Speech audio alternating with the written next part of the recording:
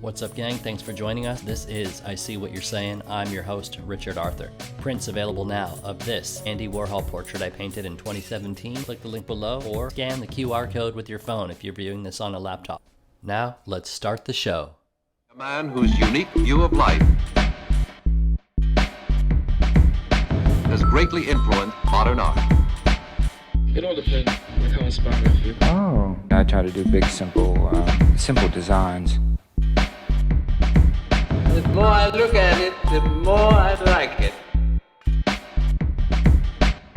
I don't set out to be controversial. I do what I want to do. What's up, gang? This is Richie. Welcome to I See What You're Saying. And today I'm lucky enough to have with me fine art illustrator, Glenn Arthur. Oh, is this where I say hi? Yeah. What's up, dude? It's so you're good to only saying that because it's true. I know. Well, it's so good to see you after, 20? No, not 20 years. We're not 90. I haven't seen you Well, in I a feel like solid 15 years. We talk when we can, maybe once or twice a year, sometimes more if I have a crisis going on, which is often. But tell us, where can people find your work online? That location, it's very secret under a volcano hidden by a dragon. Links down below. Yeah. It's all just my name, Glenn Arthur Art. I only have Instagram and Twitter, and then my website, glennarthurart.com. Where are you from in the world? Well, I'm from in the world, Southern California, but I'm currently residing in Sacramento. I'm from the OG GG, the Garden Grove, 714. Orale. And then why did you Like right down the street from Disneyland. Fireworks in my backyard almost every night. the happiest place on earth? The happiest. You set your clock to it. That stuff was like on time. Yeah, the happiest place to play the saddest kazoo on earth. Yeah, and what people who aren't from California or just haven't been to Disneyland is that they don't know that surrounding the happiest place on earth, it's it's a little dull. It's not. Yeah. It's not the surrounding. Yeah, the surrounding community is basic ass suburbs. So you escaped. You got up to Sacktown, baby. But before I was in the Bay Area for like a split second, and then now I'm a Sacramentoan. Sacramento night. So how would you describe your work? I introduced you as fine art illustrator, and that may or may not be the case. How would you describe your work to people who don't know you? So you nailed it. That's pretty much, yeah. I mean, well, traditional fine art illustrator, I guess. Yeah. Okay. I still work with the old caveman tools, the paintbrush and the liquid paint and pencils and paper and yeah.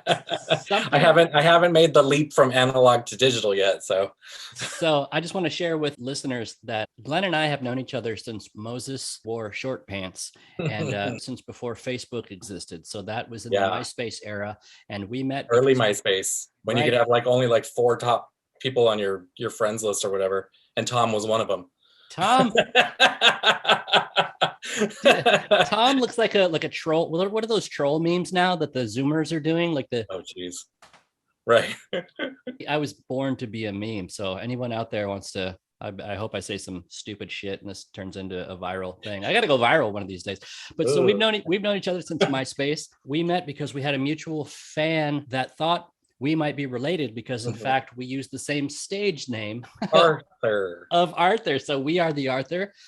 That's a long-running joke. So we are the Borg. We are the Arthurs. And I think that you and I are dinosaurs insofar as a lady never tells her age. But I'm anti-fucking iPad or digital illustration. I just am anti that because I'm like, you can't do undo. You got to be good enough to kind of shit your pants and dive in with watercolor. And you can erase a drafting pencil, but once you hit paint, you better learn. Yeah, no, I have mad respect for digital artists because it's something I can't do. I literally just can't figure it out. It's way too complicated for my brain to comprehend how all these, and then there's too much option, which also sends my brain into overdrive. You could literally have every single art tool you could ever imagine replicated into a Photoshop brush.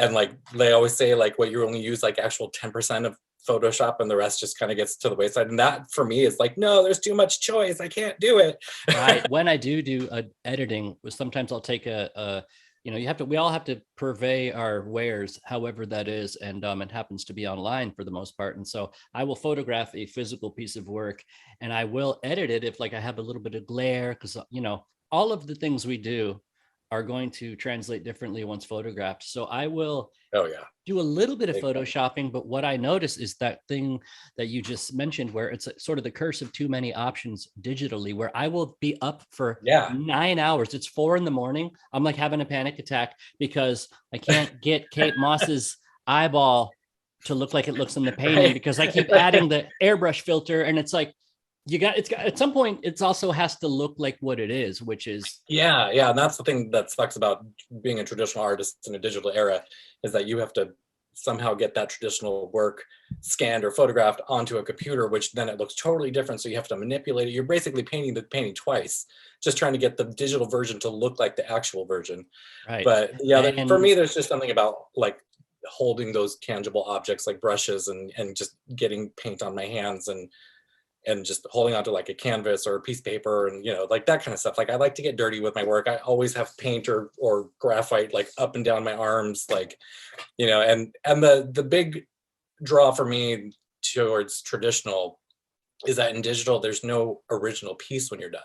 It's just a file in a computer. So I mean, you can call it an original, but like there's no physical tangible thing you're holding onto that was the only thing, right. And the so one and only. Say your iPad crashes and then this wonderful fantasy zombie woman you're doing for the Halloween promo expires into the ether of digital whatever it hasn't happened to me where I've lost a painting, but I've lost like hours of doing like a digital version of a painting, trying to make it all like special and get it to look how it looks in real life on the screen.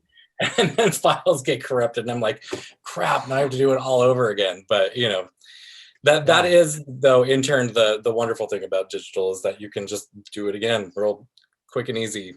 As long as you know what you're doing and you know how to use the tools, you're good to go. You don't have to worry about edit undo having to is repaint nice over something and then the texture's wrong or like those kind of troubles that come with traditional work. But yeah, it's all good both ways. I'm just not smart enough for digital work. Yeah, we're too old.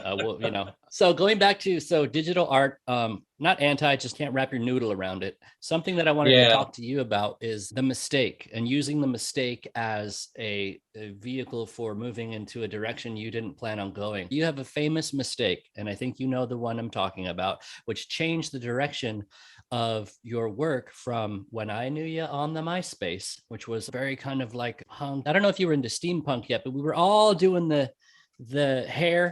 We all had the flat ironed hair and the Orange County thing. I was doing it. We're all guilty of all of that. I would spend hours just trying to get my hair just the perfect amount of straightness, like right down across the face.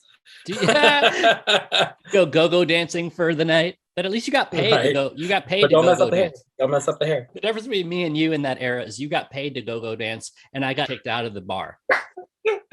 Okay, and I knew the owner, and they were like, "Yeah." Decades ago. That was decades ago. Shoot. Right. A lady never tells. A lady never tells. So that in that era, I don't even know what we would describe that art as, but it was you were learning your craft. You're a powerful illustrator. I was definitely not knowing what I was doing.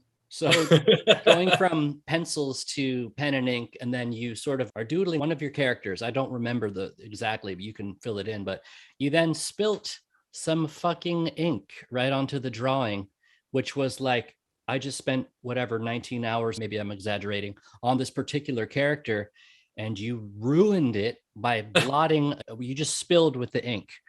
And so what did you do with that ink blot? And what happened? Was it ink blot or was it a coffee stain? You fill me in because you spilled something, and just I spill stuff on my art all the time. So this particular famous moment, this is to me these moments that define whether or not we are artists or just hobbyists. And so what I remember, correct me if I'm wrong, is that you spilled ink or coffee or guacamole or whatever, and you then had to transform that ink splot into, I've done that several times. Then became the hummingbirds, which were then a thematic driver for the collection of works that you did. Okay. Yeah. For, 10 years after that, you took that hummingbird And that became thematically intertwined. I kind of remember the piece now. It was when I was still just, I was only doing dry media, like colored pencil and ink and stuff like that. I hadn't ventured into paint or anything yet. I was using brush ink. Yeah, there was like a blob that landed on her shoulder. And I was like, oh crap. Like after everything was done and it was black ink. And that's when I filled it in as like a solid black hummingbird with like the little white heart on his chest. And there was no painting over it with gouache or any, I mean, maybe, but it would have changed the whole texture of the piece. And knowing your work, it's so soft, smooth layers until it's right. And if it's not right, how many projects have you scrapped because you got a little too heavy-handed? Well, that's when the sandpaper comes out. That's why I work on wood. Oh, fantastic. Right. And so I work pretty much exclusively on wood as well. And I'm very heavy-handed and I have sanded things off because people always ask me that. They're like, how come you don't paint on canvas? I'm like, do you know how many canvases I put my hand right through? Like, I'm way too, I'm physical with my work. Like I got to pick it up. I got to turn it around. I got to turn it upside down, like look at it in a mirror. I'm holding it on my lap. Like I can't paint on an easel because the whole easel can't come with me, So it's like when I'm painting, like my paintings are like all over the place. They're usually like either in my lap or I'm like standing it up, painting on something, or I'm like turning around. Yeah, they're all over the place. So wood is like the only thing that can handle the abuse that I put my artwork through. So abusive. You put your hand in progress if you want to. Yes. Oh my. OMG. Oh my God. Items are literally just. Oh my God. And that's a custom wood panel. Mm-hmm. The Trical Art Supplies makes them. So what we see here is a graphite draft, and it's Halloween themed because you're always right on with the seasons, especially Halloween. Let's face it. That's your. It's on. It's a birch wood panel, gessoed on the front with white gesso. Fantastic. And do you find the gesso is sort of a really good sort of support for lack of a better it's word? just because raw wood soaks up a lot of paint and it can bleed. Okay. Because I always start with washes. So like I just start with wash and wash and wash until I build that up. And then I start putting on like thicker paint and going in with the lines and all that stuff. So if I don't gesso at first, like layers will bleed out into each other, or from like, because it's like everything is so meticulously planned out, it'll bleed over a line and it won't. So yeah, gesso is the way to go. So that reduces, so you don't have to do like a misket or brisket or whatever kind of frisket. Yeah, in art school we used to have to put barbecue on our things. No, I don't know what frisket is, but I remember I was just like, I don't know what that is. I like frisket. It's kind of cool. It's just basically like sticky vellum paper that you can see through. So in effect, it's sort of like it's to mask things. Right. So it won't bleed because it physically has like a dental dam. Yeah. Oh my God. She's protected. That's awesome. Yeah, it's more of like a thing. I think people like airbrushers tend to use it a lot because you need to like mask off everything when you're painting so there's no spray over. But I use it all. I used to use it. It's kind of expensive though, so I don't buy it all the time. Most of the time I'll just cut out some like tracing paper and just stick it on and hope for the best. But yeah, I used to use frisket. But yeah, the gesso just helps it so it doesn't bleed. This is another one I'm working on. Oh yeah, please show. Oh my goodness. Yeah. Okay. So the other day I was commenting because Glenn and I speak when we can. Yeah, he is the Halloween master, by the way, as far as fantasy illustration and luxurious horror. That is your man. So I wanted to ask as well, the supply company you're using for the most part for those custom shaped panels is Trical. And you are fortunate enough to have a partnership. You're basically the only sponsored artist that I ever heard of, really. And maybe I don't know enough artists. Yeah, no, I think there's plenty of sponsors. I mean, Trical has a pretty big pro team now. There's like a good, that's what they call us, the pro team, are the artists that they sponsor. And it's just been growing every year, which is awesome because when Trical kind of first came on the scene, at least when I first started using them, they approached me and asked me if I wanted to work with them. And I was like, fuck yeah. Because they're an amazing, like small company that's all based in California. Everything's made there at their warehouse, like all their panels and everything. It's all like custom handmade stuff. It's really cool. Rad, dude. Have you ever been able to bespoke a shape? Are you, since you're on the pro team, are you able to sort of dictate what you'd like in some? Yeah, I help them come up with like, because every Halloween, especially they call it the Gore Store. They do all these like, oh, you know what? I have one. Hold on. Did you do an Elvira recently? Do we have a new Elvira coming down the thing? Oh, Weege. When I look at those, I'm just like, I have no idea what he's going to do, but I have all confidence that he's going to do something baffling. That better be fluorescent. If that fluorescent green it was a Madame Leota, and then I messed it up, so I had to paint over it, and I'm going to redesign her, but it will be Madame Leota, of course. Do you have images of any of that Leota in progress? Because I'm like, and not Ray Leota, okay, right? So it's not Ray. It's Hey, not Mom. Goodfellas floating in a his Ray Liotta's mom. Ray, get in here. It's time for pasta and whiskey, right? Because he's Irish Italian and the Goodfellas, whatever. I got jokes. I want to. How did they approach you? Were you actually exhibiting somewhere and somebody walked up and said, "Oh my God, Glenn Arthur, we have supplies. We want you to be on our brushes." Or how does that work? Because Yeah, kind of. it's exciting for young artists to hear. Like, how do you get a sponsor? Yeah, I mean, I asked her if she was kidding. The president of the company, Courtney, she's super awesome. Are you kidding? Yeah, she approached, or she messaged me online or something and asked me if I would be like willing to work with them, to like try out products and blah blah blah and all that stuff. Yeah. And I was like, dude, yeah, you guys are awesome. Like, I think I had heard of their company before, but I hadn't tried any of their stuff. And this was like 2012 maybe. Are they in Orange County? Yeah, Orange County. Okay. So it's been almost 10 years that I've been working with them. Then I had a show coming up at ThinkSpace Gallery, and they provided all my panels for me, which really helped out. And then the whole show sold out, and it was really awesome. And so ever since then, we've just been working together. But That's magical. They're like amazing. They really, like, more than any other art company that I've noticed, they really get involved with like the artists and the art community. And they do all kinds of events and everything, and they employ like a bunch of really cool people. Yeah, they're like down and dirty in the trenches with us, and it's all traditional media, which is cool because with so much digital stuff, it's hard to find good traditional media all the time now. It's like they're always out of something or whatever, and it's like it's cool that they have it all available like online too that you can get. What do you mean in terms of traditional media tools by which to create? Yeah, like okay, so you're talking about brushes and panels. With your origins in Orange County, how much about your local upbringing do you think affected, influenced the way that you work? So living in proximity to Disneyland. Dude, yeah, huge. I mean, all you have to do is look at my work and you can see the influence, like the Disney influence. Yeah, like growing up in Disneyland's backyard, basically see it all the time. It's everywhere. It's all over the streets and everything. And then of course, there was nothing for kids to do in Orange County who were under 21 back in the 90s. So, my one Christmas present every year was a Disneyland pass, and my mom would just shuffle me off to Disneyland, and there's no way I could get in trouble there. I think we used to go to Belmont Park in San Diego because that's where I'm from, and we used to get high on the roller coaster. Now, was there any of that malfeasance going on the Peter Pan ride? Were you doing acid? Did you do I Mr. can honestly Toad's? say that I never filled a water bottle with vodka, but I had friends who did. Okay, this one's for America. Did you go to gay days? Was that a thing back then? I snuck into one when I was a teenager. So yeah. Like all the punks from like Whittier or whatever. Where is that a place? Sounds like a place. Oh yeah, we used to hang out in Whittier. Yeah. All the punks from like it was all the Disneyland locals in the late 90s. It was all the kids who had nothing to do, and their parents didn't want to like take care of them or watch them, so they just send them to Disneyland, and we all hung out in Tomorrowland and just like flooded the park with just teenagers. Dude, and the one friend with a Volkswagen Rabbit just wouldn't drive to the beach. What are you gonna do at the beach anyway, except mushrooms? Right.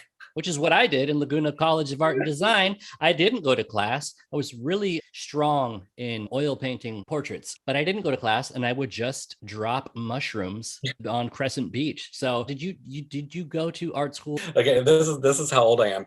You remember those? It was like art instruction schools or something like that. And they oh my God! With the bear, draw the bear. Draw the turtle, draw the bear, draw the guy. Where was that ad? Did it come in the mail? It was like a brochure. Like I can't. That's how old I am. I can't remember. Yeah, it came in the mail. Yeah, right along with your Columbia House CDs that you didn't want.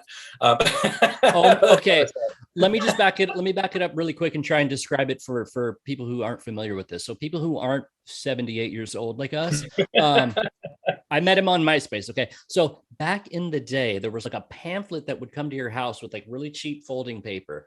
And it was like accordion folded. And it was totally like, do you want to be an artist? Yeah. Like, or it was in like Mad Magazine or like whatever I was reading in fifth grade. Yeah. Dude, I was reading in fifth grade Details magazine. Like I'm fucking like. I was doing the dot to dot in the back. You're reading the Berenstain Bears and I'm reading about like prostate orgasms. What the fuck? And I'm like, Kate Moss is really cool. And I'm in 10 and I'm playing ice hockey and I'm learning how to, anyway, that's another conversation. But so it would come in the mail or in the back of magazines. And it was like a little line drawing of a bear or a turtle, like a cartoon. And then there would be an empty window. No. Are you pulling it up on your phone? I'm pulling it up. Oh my Yeah, because I'm not illustrating it very well. Anyway, you would draw the bear or the turtle, and then you would send it off to the what appeared to be a pyramid scheme, but it was in fact art instruction schools of the US or whatever. Oh my, the pirate, dude. I drew this one. Oh, and what does it say? Something about prizes? Oh yeah, over 5,000 in prizes awarded monthly. Draw your favorite. Yeah, and you could get like a scholarship to their school and all that stuff. Pyramid scheme, right? Yeah, my mom like tried to get me to do that. And I was just like, but you know, we didn't have any money for art school, so that was like, you know, who does? Yeah, seriously. And even people who do, they're like, well, we have money, so you're going to Yale to learn, you know, finance or something. Nobody with money goes to art school, and the kids that did, they didn't really want it enough. I didn't have money, and so I left art school because a teacher literally goes, you got to drop out of this school, like to everyone, because no one that's a successful artist has a fucking degree in art. And I go, well, why the fuck am I paying $100,000 a year that I just don't have? So I decided I would try to do the community college route, you know, took like a drawing class and a design class, like, you know, like those super rudimentary, like first year college, junior college kind of thing. But in my drawing class, there was like a guest speaker coming to the school who was an illustrator, and his name is Marshall Vandruff, who actually is like still like really prominent. And he does like a lot of stuff with Dan Prokopenko for like Proko, like art schools and stuff like that. Anyway, the guy is like a legendary illustrator. He's really, really cool. But I remember going to listen to him talk, and he basically talked about that, like how you don't really need a degree to be an artist. You just need to go be an artist. You know? That's really important. It's really important for young people to hear that are interested in, you know, because all they see, I think, on, like, I have not a lot of followers, but I have a very developed craft. You and I have this thing that we're doing that looks like we've always been doing it, and that's not what it's been. It's been really hacking through the fray of this life to figure it the fuck out, because it's all that we're going to do. Yeah, I literally have no plan B. Like if I couldn't make art anymore, I'd be like, can I go get a job at McDonald's or something? Like being an artist, you know, like that's it. You know, it's like before I made the leap to full-time artist, I was still working in hospitality. You know, it's like, oh my God. Okay. Speaking of which, okay, you used to work at the hotel, and I used to try and prank call Glenn Arthur every day for like 5 years straight. And he always clocked me. He always knew it was me. It'd go, thank you for calling the this is Glenn. This is Glenn. How may I direct your call? And I'd go, yes, I'm in room 302, and there is a lobster crawling across the ceiling. I would just say whatever. And I'd be like, you know, my towels are fucking moldy, all right? And I tried to be a woman a lot. Okay, this is me. Thank you for calling the this is Glenn. How may I direct your call? Yeah, dude. Every time I tried to like really be a woman with you on the phone, you were like, I always knew it was you. I always knew. But you always were just like, and that was like before, like the phones and systems in that hotel were so ancient. There was no call, like what do you call it? Like call, or I don't even know. I can't even think of like words now. Like caller ID, that's what it is. There was no. It's so old, but we can't. Dude, I remember hanging up the phone. I'm of the era where if you went on the internet and you got a call, it booted you off the internet.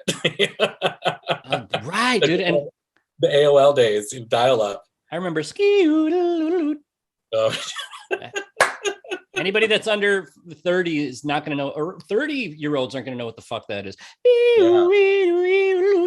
Fuck that noise. Fax sound. It's like, figure out your fax line, fucking whatever I'm calling. Right. That shit hurts. It hurts your ears, that tone. Now you just get like. When I was working at the hotel, they had one of those old school faxes, and every once in a while somebody would actually call the fax, like thinking it was a landline, because they got their numbers mixed up, and so you'd hear the hello. Oh my fuck! Dude, first of all, why does that chain of hotels that I won't name, people like old time prospectors are sending in their gold claims? Like, why would you ever need a fax? Like, I'm like, there was a dot matrix printer that had like the paper with all the perforated dots going all the way down the side. That's a noise. Talk about an old school noise. I'm gonna send myself a telegram and get myself a room down in Anaheim. Oh, that's ridiculous. So we've known each other since, like I said, Moses wore, but yeah, that's what I was doing before I finally. But I was working on art while I was working there. I balanced both of them for a little while. Exactly. Well, you had quite a following at that time, and I remember being like, I remember when you left that job, I was like, and I was really envious because it was like, oh my God, it's like working for him and he can actually stop his stupid day job, because it's just, there's a moment, and this is a weird quote and I'm going to paraphrase it, but it's Jay-Z, I think, of all people. And he said, if you're going to live as an artist, you have to kind of really know it's going to work. Like what you just kind of said that a minute ago. It's like, there is no plan B, dude, because like, I'm not going to be a certified public accountant or something. I don't have any other thing. The cool part about art, though, is that as you've learned in developing your skill and your client base, is that you can apply it to a lot of stuff. Like, so you can, it's not just painting, it's not just drawing. You can actually put it on products. Art is literally the house I'm sitting in. The like thing that trips me out, one of the most that will always trip me out, is that I guess my work is very tattooable. And like, I was gonna ask you about that. Pictures of tattoos of my work all the time, and it blows my mind. I'm like, wow, dude, like that's permanent. That's incredible. That is an honor. That is an honor that is like actually sort of right. I mean, you basically turned yourself into a walking billboard for my art. So it's thanks. intimidating. Yeah. Could you do a hyperlink for us though?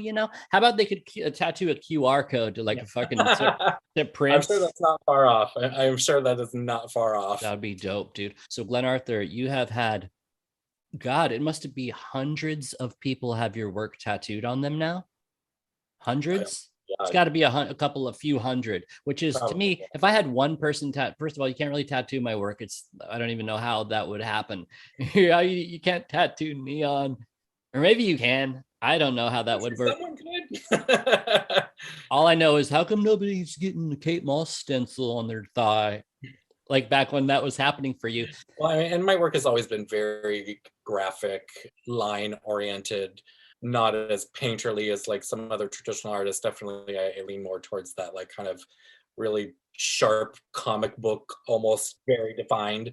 In effect, really meticulous, exquisite drafting is what sets up your work. And that has always been really impressive, that you've been able to really, this man can whip up just like a muffin or a strawberry or like a snail, like he's freaking Da Vinci.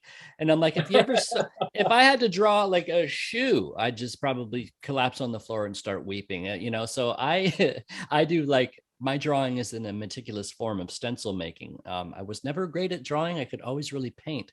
So you're not super heavy-handed with the paint. Like, I'm still keeping on to my really crisp, very defined line work, but I have noticed that I do enjoy kind of really, for me at least, slopping the paint on more and kind of working with it and mixing it around and layering it and stuff. Because before it was like a lot of washes with a lot of heavy line work. And now it's kind of like turning more into like rendering and all that kind of stuff with some line work just to finish it off, Do you notice that the larger you go, you tend to be more paint oriented in terms of letting it architect the way light is hitting the form, kind of. So you're using a print house. Are you able to say what print house you're using for prints, and where can people right find? Now I do most of my prints through People's Print Shop.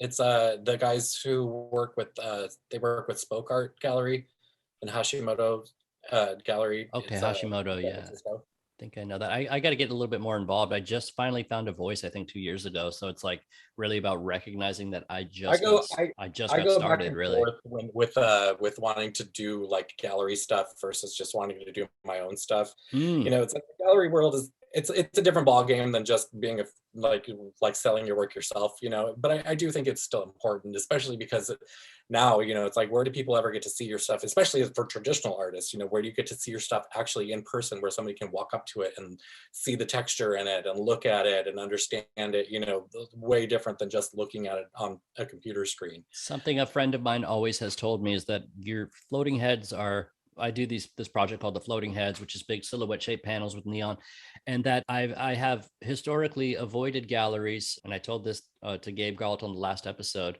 I will never give a gallery 50% as long as I live. And so the workaround is that I think I need to showcase the work in those spaces. Those are where art belongs. Museums, massive galleries, One doesn't come to mind because I'm so out of the loop. I don't even follow galleries on Instagram because I'm like,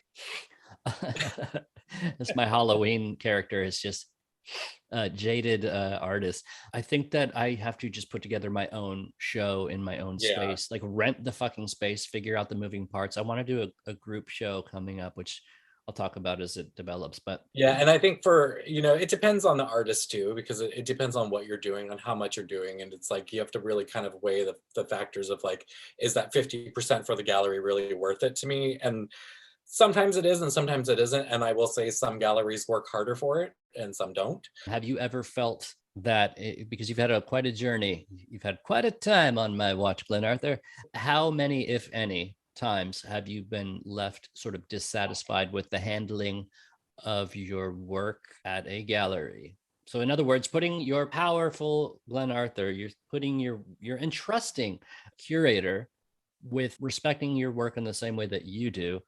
And have you ever had a moment where, without naming them, that wasn't satisfactory?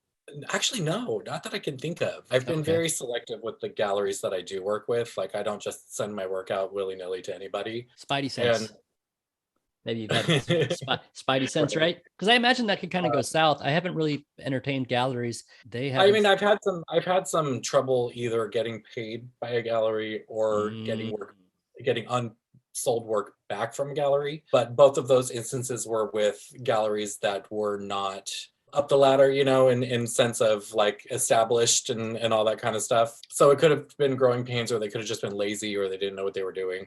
And that's going to happen, unfortunately. But, Yeah. most of the galleries, that I have worked with have always been very respect the work, and they treat it well and take care of it and keep it clean. And if it does come back to me, it's usually packaged really well, usually better than when I send it to them. So Oh wow, yeah. so that's always good. With the whole 50% thing too, it's like, the gallery is also shipping out the work, which can be expensive, especially if it's bigger, especially now. And they're also doing all of the PR. If they're good, they're doing the PR.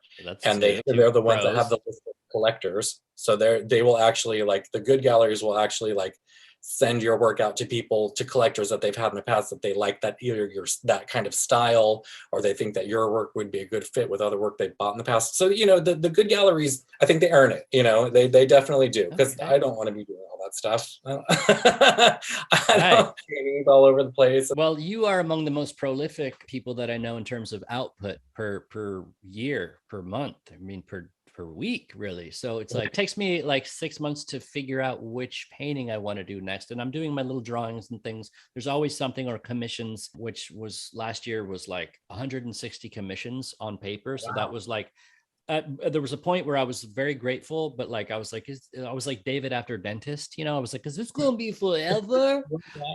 Like I wanted to, I think one of those just trickled in today. But when the pandy was happening, that was like word of mouth, like a slinky going down a staircase. It was like order. And I was like, you guys, I want to be doing like my thing. But the paradox, those commissions paid for my thing, my real thing, which is the large work with the neon and all of that. So where can people find your prints? I know you mentioned it. I just want to be able to direct people to. I only have, well, we're going to be doing prints of the Wicked Witch that I showed you earlier. I have to finish it first, but that should be soon. But it's the People's Print Shop.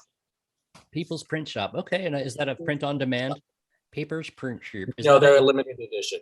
They're limited edition. Sometimes I might be doing some hand embellished prints with this run, but I think I have one other print with them that's available right now, but all the other ones are sold out.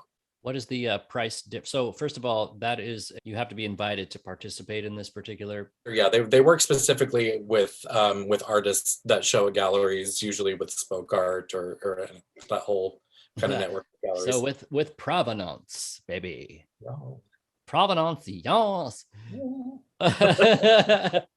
Awesome. So what's the price difference between, say, just a giclée or a matte paper versus something that you would then embellish by hand? That's got to be a considerable. It kind of depends on how much I'm embellishing, because there's some where I've like embellished like lots, and some where I'm like, oh, here's a little speck of glitter,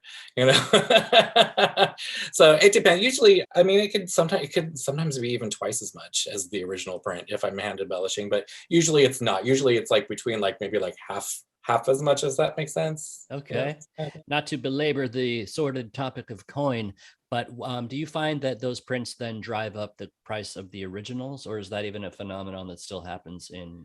No, usually the originals are sold before the prints even hit the market. So Okay, you don't work that angle, girl.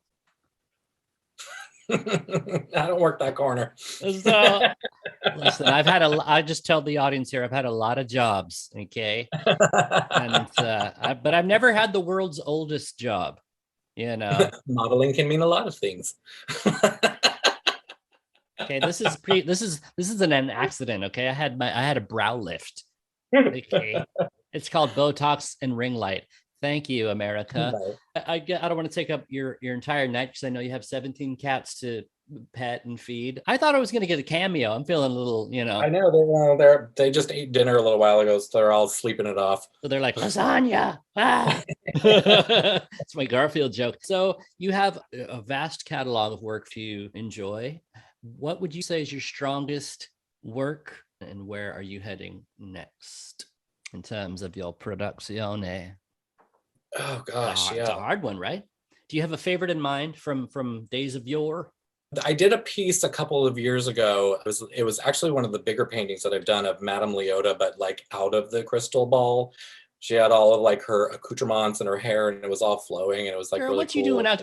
What you doing out your ball, girl? Getting your ball. Better grant some curses or whatever it is you do. Right. Okay. And I think especially too. He's like, there's a BOGO at Payless. I got a Madame Leota. There's a BOGO down at the Hustler. There's half off the hooker heels. I'm Madame fucking Leota. My dad's Ray Liotta.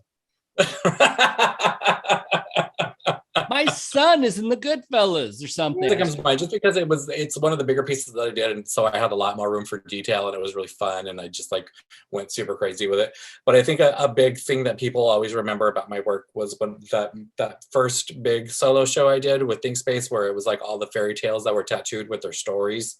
Oh yeah, like all over dude. the fairy tales and stuff, and like rather than tell the story, I had imagery tattooed all over their body of like the different things that happened in the story, and that people always remember me for that. So I think that was like a big thing. But lately, in the direction I'm going in is I've always kind of been into it, but lately I've been kind of leaning even more into it as the whole Rococo Victorian-esque kind of the big old hair and a bunch of things in it and everything. Let them eat cake. Let them eat cake. Actually, that was a really cool piece I did too, was the Marie Antoinette as a cake kind of thing. Like a cake. Listen, nobody paints cream and cherries like Glenn fucking Arthur, man. You really can paint like every just weird object, like everything. I mean, well, if I can, I look at references all the time. A lot of it comes from my head, but as long as I can have some sort of reference, it's like you can biff the lighting all you want as long as it looks good. That doesn't have to make sense. So you in terms of lighting, do you adhere to a set of rules that are maybe academic, but you break those rules to create fantasy? I always go back to that whole like chiaroscuro term. Okay. About how light hits objects, and then I always kind of think about that, like the reflective light and the core shadow and all that kind of stuff. The name of the game. There's a little knowledge in there. It's not just it's not just like raw talent. Like I studied some shit, Yeah. So I don't know who said that. Was it Picasso or somebody who said know the rules so that you can break them? Oh yeah, I know the fundamentals. Yeah, like I went through all that stuff. Like most of it I taught myself by watching either tutorials online or reading books and everything. Mm-hmm. But yeah, that was one of the things I really wanted to make sure that when I started, because before I started really kind of driving the fundamentals home in my brain, my art was a little wonky here and there. There's some things that looked like, that maybe I wasn't paying attention to. Well, you to learn perspective or proportion. That's, I think every kid that has a hand that where the family is like, you're an artist. Oh my God. Like that reaction that we get, which inspires us. We already have it in us, but when we get that favorable reaction, we get that from our family or wherever that source comes from. A lot of people dug your work growing up. I guarantee it. Oh yeah, I always got those. I always got those prang art sets for Christmas. Dude, as long as you didn't get the fucking crayon carousel, my grandfather bought my sister like 5 times in a row. He didn't made out of candle wax. Like you couldn't get with those things. Yeah, I don't even, you could probably burn them. Probably. But what's funny is then you take that piece that was like earth changing in front of your mother or whoever really gave you the ooh and the ah, and you show it to an academic art teacher, and they're like, you didn't really get his keystone in his forehead right, or you didn't, Right. What's going on with why is his one eye really over there? And I'm like, well, some people, they look different, but depending on the reference, this is going to be my next floating head, Eric Stoltz from The Mask. Oh. No, I'm not doing it. That's how old we are. We know that reference, right? Right. I should do Cher. If I could turn back time. Oh my god. on the what is it, the Air Force carrier thing? Oh, dude, I like Meg Griffin as Cher on the Air Force thing, and then all the sailors start puking and jumping off the boat. If I could find a way. Poor Meg. So Leota, did you feel like that was a breakthrough stylistically? You're like, oh, this is a new thing that I do. Like something got switched on, or it was just, why did that pop out in your mind? I don't know. You have those times where you're working on something and you almost just feel like you hear that little like ding sound and you're like, oh, I just leveled up. Like I must have gained so much. I gained a certain amount of experience, and now I leveled up. It's like that was that painting for me. That I've had that happen like several times, and I can always tell like when there's going to be a transition in my work or my style, because I go through like an art drought, like a creative drought for like a good month. It always kind of like, it's like towards the end of whatever kind of thing I'm working with at that time that I'm really going for kind of peters out. And then I'm just like sitting there like, blah, blah, blah, blah, and you hate it, but you're still working though, but you hate it in a weird way. Oh yeah, for sure. Yeah. You feel trapped by it or something. I hate looking at it. I hate like, yeah, it's just like my brain is just like, this is all garbage, until that thing like clicks. And then it's all of a sudden like, this renewed energy and creative force is just like flowing out. And you're like, yes, everything is amazing again. So it's like every once in a while I get one of those. And that painting was one of those moments for me where I was just like, feed me the art energy. Like, well, conversely, do you have a piece that you wish you never did and that you hate it? Never asked anybody that before, but it just popped into my head, so I said I better ask old Glenn Arthur that question. Well, here, you know what, I'll show you this one that I've put on the back burner because I just can't figure out where to go with it next. She's like a cuckoo clock kind of okay situation. And I'm sure watchers of the show are going to be like, what are you talking about? It's exquisite, but you can't see what the artist is seeing or not seeing. So I loved the idea, and I had fun getting up to that point, and then something got stuck, and I can't figure out how I want the rest of it to go. And it's just one of those things where I'm like sitting and staring at it for like hours, and I'm like, or have you ever had one of those like paintings that just feels cursed, that you've had to scrap it and start over, and then scrap it and start over, and then scrap it and start over, to the point where you almost feel like the board you're working on is cursed? Can I tell you how many jars of paint water I've broken in rage?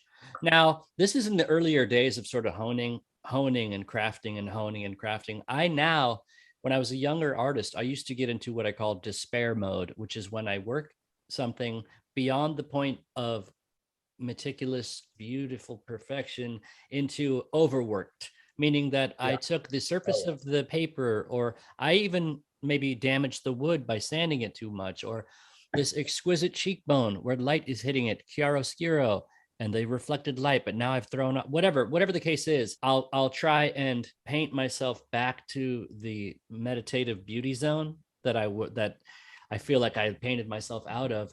And I would literally be inconsolable for maybe 12 hours of trying to paint so that I would almost start crying. I now don't do that. I'm now able to sort of realize that I can work to a point and I can get distant. If I feel exhausted, I just stop. Yeah. So now I literally, like I was drawing that Frankenfurter. You recognize that point to where you're like, if I make one more stroke, I'm going too far. It's going to be bad. Yeah. It's going to be bad work. And then, they said this to us in art school, and it was, you can't polish a turd.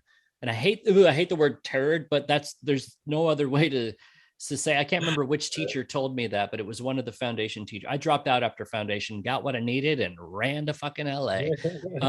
I wasn't jerking off or anything, but I'll probably edit that part out. But anyway, I looked like I ran to LA and I started working the boulevard. Jesus. And then Eddie Murphy picked me up and bought a painting. That didn't happen.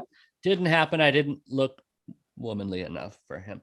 I think despair mode, yeah, despair mode happens to me still, but I now recognize it. And I freaking Nam Myoho Renge Kyo or whatever your poison is on that score.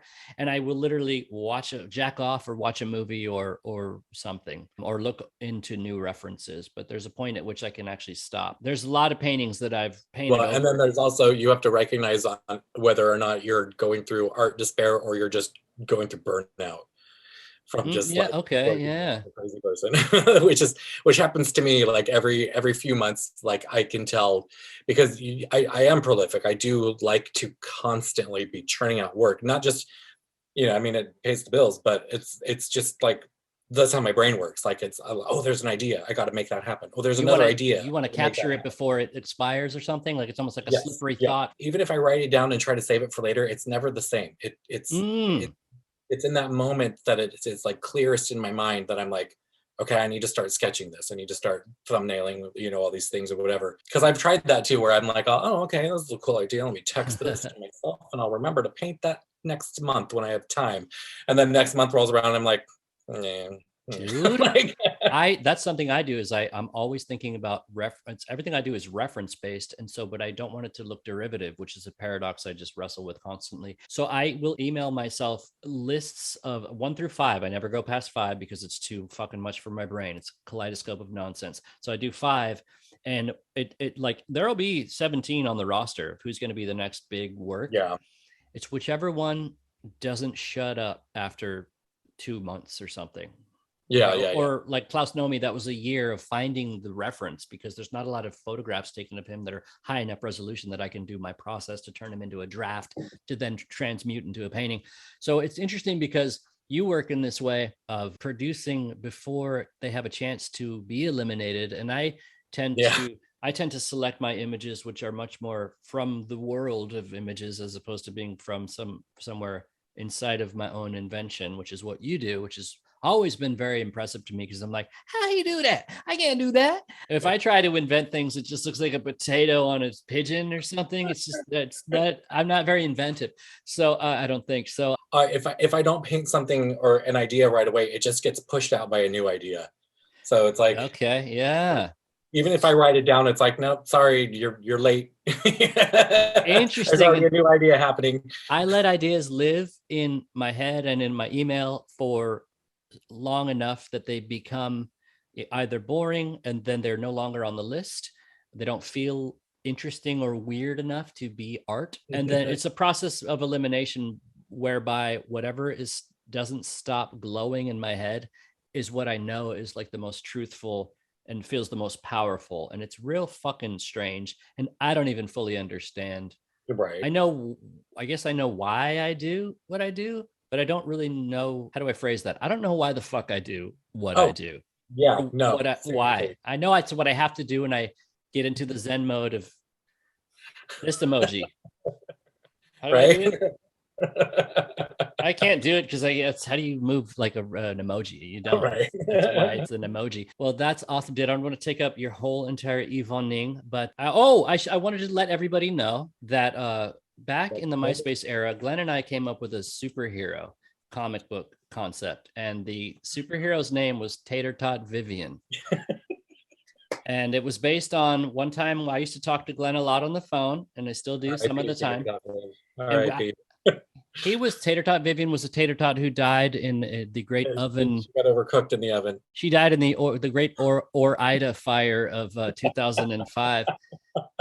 So Tater-tot Vivian came to life because he was born on Microsoft Paint.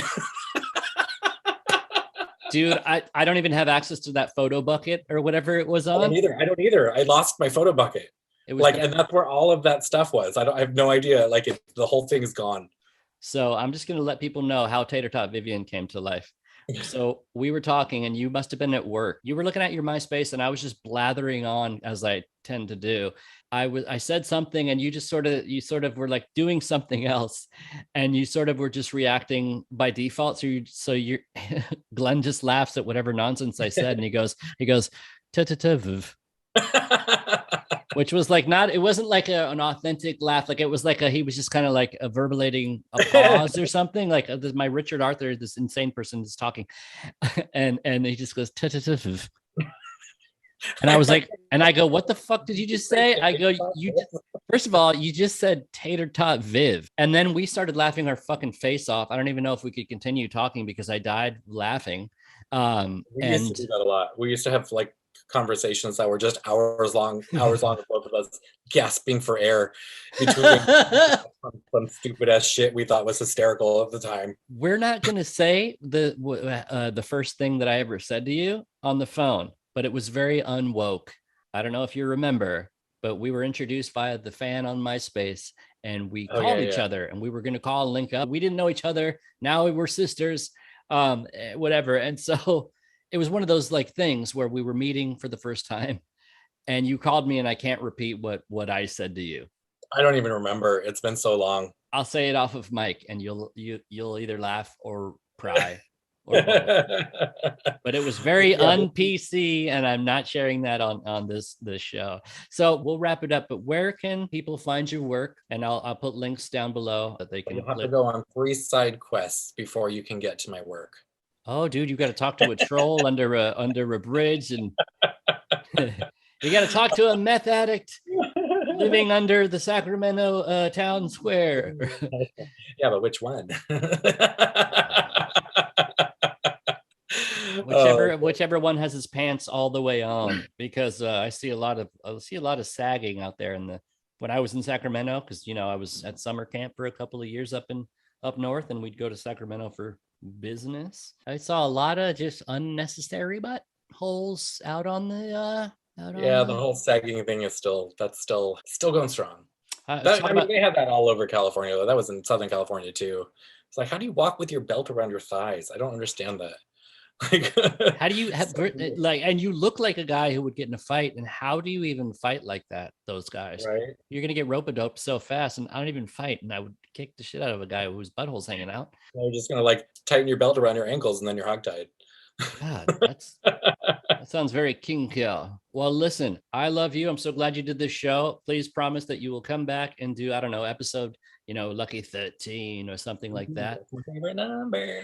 Yes. And then I'll call you later in the week and tell you about the illegal thing that I said to you the first time we ever spoke, and how it galvanized our Arthurness. Right. For life. Yeah. All right, Glenn, I love you. Love you too. All right, dude. I'll see you later. Bye-bye. Thanks for joining us. Goodbye, kids. Bye.